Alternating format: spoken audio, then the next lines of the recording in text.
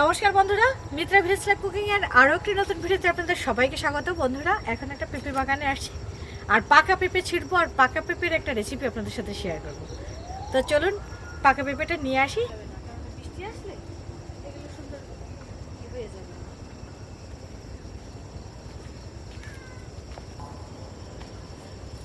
এটাই পাকছে। দেখুন বন্ধুরা, কি পরিমাণে পেঁপে হয়েছে। এক একটা পেঁপে 1 কেজির উপরে আছে। আর এখানে রয়েছে পাকা পেঁপে, বেঁধে রাখা হয়েছে। এই যে বন্ধুরা দেখুন, একদম হলুদ হয়ে গেছে। দেখুন বন্ধুরা, কি দারুণ দেখা যাচ্ছে।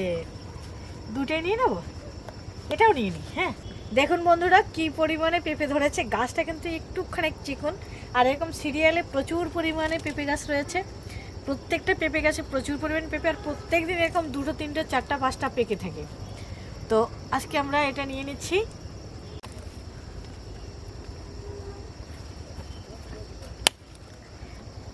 এটা নিয়ে নি না, হ্যাঁ ছেড়ো ছেড়ো, হ্যাঁ আস্তে আস্তে উপরে উপরে উপরে ঠেল দাও। বন্ধুরা, 2টা পেঁপেই নিয়ে নিলাম। এটা একটু বেশি হলুদ হয়ে গেছে, আর এটাও দেখুন পেকে গেছে। এই যে রং হয়ে গেছে, কালকে এরকম কালার চলে আসবে। এখন সন্ধেবেলা, আজকে আর রেসিপি হচ্ছে না, এখন নিয়ে বাসায় রেখে দেবো, তা নাহলে চড়ে নিয়ে যাবে। কালকে এই পাকা পেঁপে দিয়ে আপনাদের সাথে রেসিপি শেয়ার করব।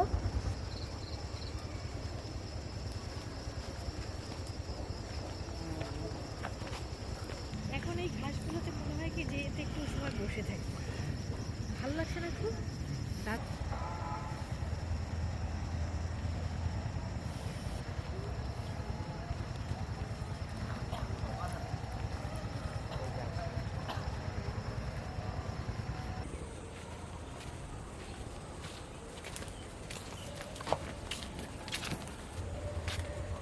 বন্ধুরা, পাকা পেঁপে নিয়ে চলে এলাম রান্নাঘরে, আর আজকে এই পাকা পেঁপে দিয়ে আপনাদের সাথে রেসিপি শেয়ার করব।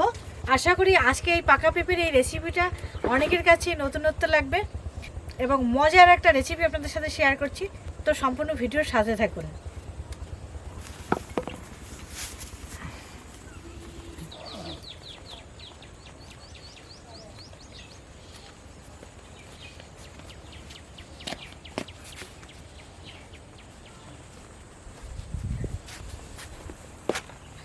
বন্ধুরা, আপনারা দেখেছিলেন যে গাছের থেকে পেঁপে পেড়েছি। আমাদের এই যে পাশের ভুঁই থেকেই আমাদের এক ভাই, তার ভুঁই থেকে পেঁপে পেড়েছি, একদম পাকা গাছ পাকা পেঁপে। তো বড় যে পেঁপেটা আপনারা দেখেছিলেন, সেই বড় পেঁপেটা গতকালকে সন্ধ্যায় যখন পেড়ে নিয়েছি, হঠাৎ করে আমাদের বাসায় অতিথি চলে এসছে। অতিথি আপ্যায়নে সেই পেঁপেটায় গেছে। আর এই যে ছোটো যে পেঁপেটা ছিল, সেটাও দেখুন দারুণ রং হয়ে গেছে। এটাও গাছ পাকা, তবে ওইটার একটু রংটা ভালো ছিল, আর এটার একটু রংটা কম ছিল। কিন্তু দেখুন এখন একেবারে পরিপূর্ণ রং হয়ে গেছে। তো আজকে এই পাকা পেঁপে দিয়ে আপনাদের সাথে বড়ার রেসিপি শেয়ার করব। আর এই বড়াটা কেন খাবেন এবং খেতে কেমন লাগে সেটা আমি ভিডিও করতে করতে আপনাদের সাথে শেয়ার করব। তো পেঁপেটা আমি মাঝখান দিয়ে এভাবে কেটে নিচ্ছি।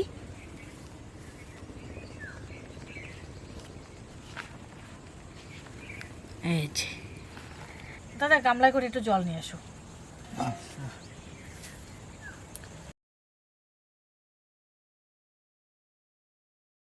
পেঁপের এই মাঝখানে সাদা অংশ, মানে আটির সাথে যে অংশটা থাকে, সেই অংশটা ফেলে দিতে হবে, কারণ এই অংশটা কিন্তু তিতো লাগে।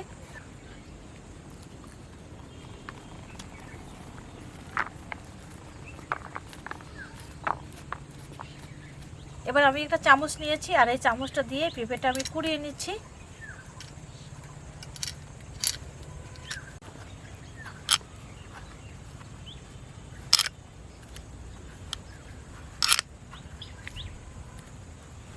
পেঁপেটা চামচ দিয়ে কুড়িয়ে নিয়েছি, এবার গামলার মধ্যে নিয়ে নিলাম। তালের বড়ার সাথে আর বাঙালির সাথে কিন্তু আলাদা একটা আবেগ থাকে। তো যারা শহরে থাকেন তারা কিন্তু চাইলেই তালটা হয়তো অ্যাভেলেবেল পাওয়া যায় না, তাল কিনতে পাওয়া যায় না, বা তাল সংগ্রহ করা সম্ভব হয় না। তো তালের বিকল্প হিসেবে আপনারা কিন্তু এই পাকা পেঁপে দিয়ে এই বড়াটা খেতে পারেন। পাকা পেঁপে দিয়েও কিন্তু এই বড়াটা খুব দারুণ লাগে এবং একটা আলাদা রকমের একটা সেন্ট থাকে, আলাদা রকমের ভালো লাগে। বড় সাইজের একটা পেঁপের অর্ধেকটা কিন্তু আমি এখানে নিয়ে নিয়েছি। এবার হাত দিয়ে একটু আমি এটাকে পিষে নিচ্ছি ভালো করে। এবার এই যে আস্তে আস্তে যেটা রয়েছে যে অংশটুকু হাত দিয়ে গুলিয়ে নিচ্ছি ভালো করে।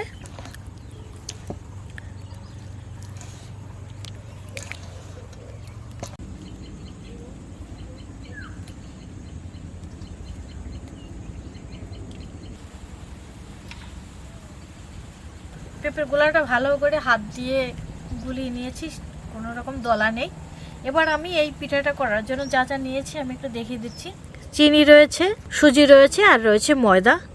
মানে ময়দা যতটুকু হবে তার অর্ধেক পরিমাণে সুজি। তো এখানে আমার 1.5 কাপ ময়দা আছে আর হাফ কাপের বেশি একটু সুজি রয়েছে, আর চিনিটা স্বাদ মতো আমি দিয়েছি। লবণ দিলাম স্বাদ মতো। এবার সব উপকরণ ভালো করে মাখিয়ে নিচ্ছি। এবার দিয়ে দিচ্ছি গুঁড়া দুধ, হাফ কাপেরও কম পরিমাণে গুঁড়া দুধ দিলাম। এই পিঠাটা বানাতে কিন্তু আমি কোনোভাবে জল ব্যবহার করিনি, জল বা লিকুইড দুধ দেওয়াও যাবে না। চিনিটা না গলা পর্যন্ত ভালো করে হাত দিয়ে এভাবে একটু নেড়ে চেড়ে মেখে নিচ্ছি। সুজিটাও একটু ফুলবে আর চিনিটাও গলবে, তো হাত দিয়ে একটু ভালো করে কিছু সময় ধরে এভাবে একটু মথে নিচ্ছি।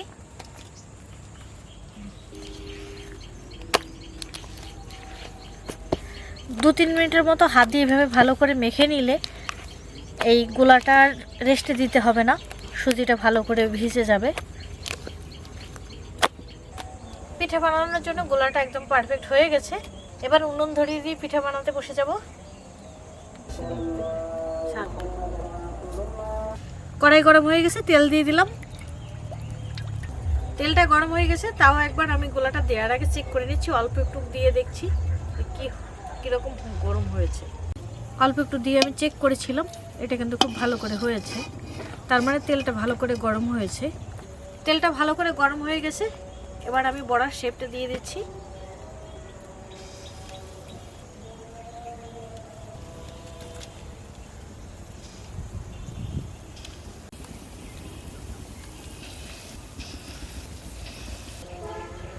চুলোর আঁচ মিডিয়ামে রেখে বড়াগুলো ভেজে নিচ্ছি।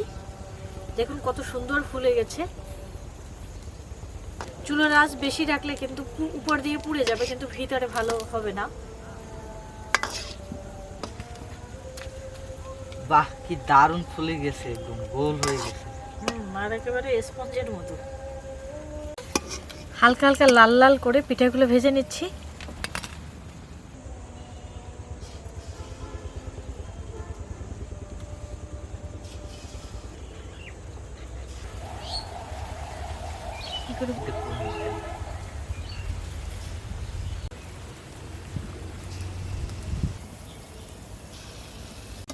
দেখতে দেখি দারুণ লাগতেছে, একদম ফুলতেছে সেই রকমের। চুলোর আঁচ মিডিয়ামে রাখতে হবে, বেশি দিলে পুড়ে যাবে, আবার একদম কম দিলে তেল বেশি টেনে নেবে পিঠায়।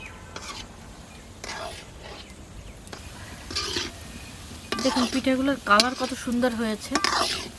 সত্যিই কিন্তু সালের বড়ার মতো লাগতেছে দেখতে। হ্যাঁ, আর ঘ্রাণও একটা দারুণ দারুণ একটা ঘ্রাণ। পাকা পেঁপের ঘ্রাণ আসছে। আমি কখনো খাইনি, খাবারটা সবার আগে খেয়ে দিই। খাওয়া তো অবশ্যই। বাস ধরছে জুড়ে।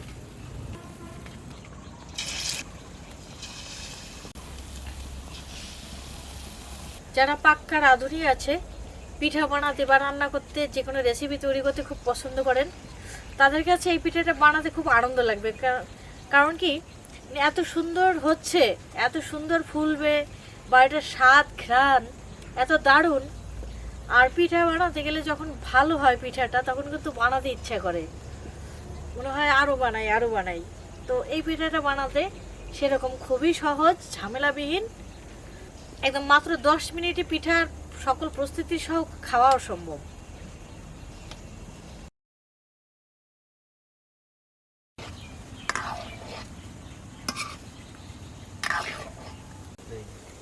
এই কাঁচকলা না, এই কথা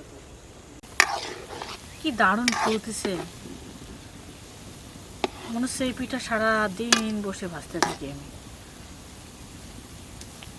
একটু নেড়ে নেড়ে চারিদিক ভেজে নিতে হবে। এই পিঠাটা যখন খাবো তখন আপনাদের দেখাবো যে কত দারুণ, এত নরম তুলতুলে পিঠা অন্য কোনো কিছু দিয়ে হবে না। এটা কিন্তু পেঁপের একটা গুণাবলী, পেঁপের কারণে পিঠাটা খুব বেশি সফট হয়। বেশ একদম নরম হয়েছে, অনেক তুলতুলে না? হ্যাঁ। না চাপ দিলে একেবারে একটু হয়ে যাচ্ছে।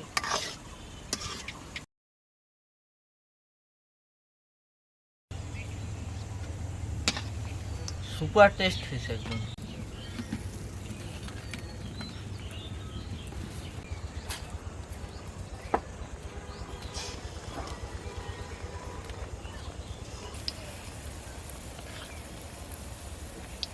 শুধু দেখুন বন্ধুরা কিভাবে ফুলেছে।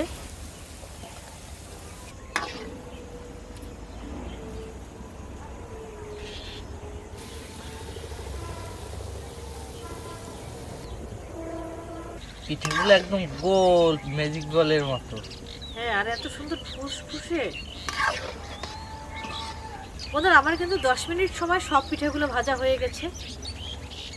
দেখুন, এবার আপনাদের একটু দেখাবো যে পিঠাগুলো কেমন হয়েছে। আমাদের সব পিঠা ভাজা হয়ে গেছে।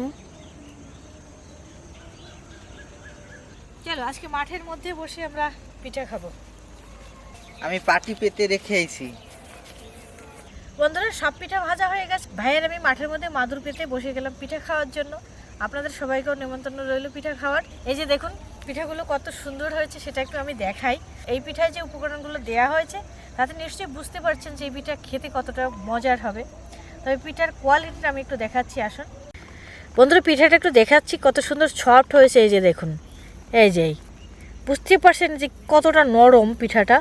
আর এই যে পিঠাটা ভাঙার পরে দেখুন ভেতরটা একেবারে ফুসফুসে একেবারে।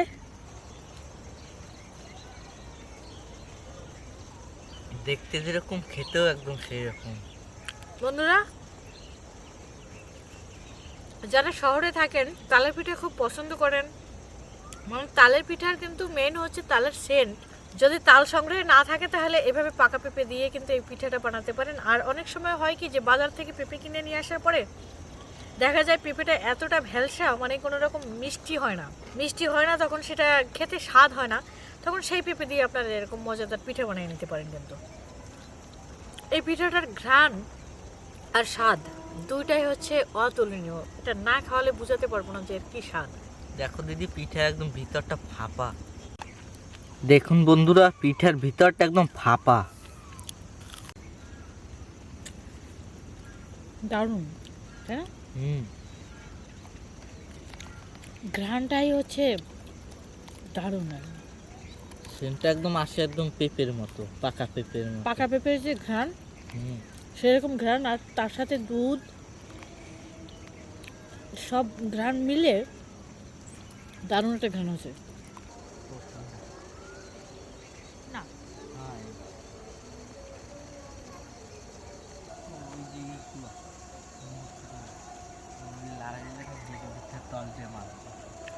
মাছ ঢুকে থাকে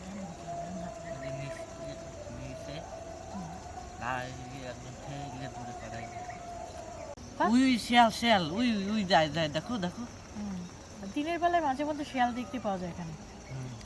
আমরা বসে বসে দুই ভাই বোনে পিঠা খাচ্ছি, আর খালের ওই পারে একটা শিয়াল এসে, মানে খালের জল শুকিয়ে গেছে, ও মনে করছিল উপর থেকে এপারে সহজেই আসতে পারবে। যে নামা দিয়েছে কাদা, যে কাদা দেখেছে আবার পরে দৌড়। বন্ধুরা এই পিঠাটা যে না খেয়েছেন একবার খেয়ে দেখবেন, আর খারাপ হলে আমার কমেন্টে এসে বলে যাবেন যে মনিকা তুমি যেটা বলেছিলে সেটা হয়নি, আর ভালো হলেও সেটা জানাবেন যে মনিকার পিঠাটা আমি বানিয়ে খেয়েছি, ভালো হয়েছে। একটা অভিনব আলাদা রকমের টেস্ট। আপনি যখন এই পিঠাটা কাউকে খেতে দেবেন সবাই অন্তত একবার জিজ্ঞেস করবে যে এই পিঠাটা কী দিয়ে বানানো, কারণ এটার সেন্টটাই একদম মাতাল সেন্ট একটা। তো পরিবারের সবাইকে পিঠাতে একটু ভিন্ন রকমের স্বাদ দেওয়ার জন্য আপনারা এই পাকা পেঁপের এই বড়ার রেসিপিটা আপনারা একবার করে দেখবেন। আশা করি সবাই খুব পছন্দ করবে। আর অতিথি আপ্যায়নে খাওয়ালে অন্তত আপনাকে একবার জিজ্ঞেস করবে যে এই পিঠাটা কী দিয়ে বানানো হয়েছে, কারণ এর স্বাদ এবং ঘ্রাণটা একটা আনকমন। সাধারণত পিঠাতে কেউ এইভাবে ব্যবহার করে না। এবং কি কি দিয়ে বানানো হয় তাও জেনে যাবে। হ্যাঁ, সাধারণত পিঠাতে কেউ পাকা পেঁপে ব্যবহার করে না, এর কারণে যখন এরকম একটা সেন্টার আসবে সবাই কিন্তু জানতে চাইবে। তো আজকের ভিডিওটা এখানে শেষ করছি, দেখাবে পরবর্তী ভিডিওতে। আর ততক্ষণ পর্যন্ত সবাই ভালো থাকুন, সুস্থ থাকুন, সাবধানে থাকুন। বাই।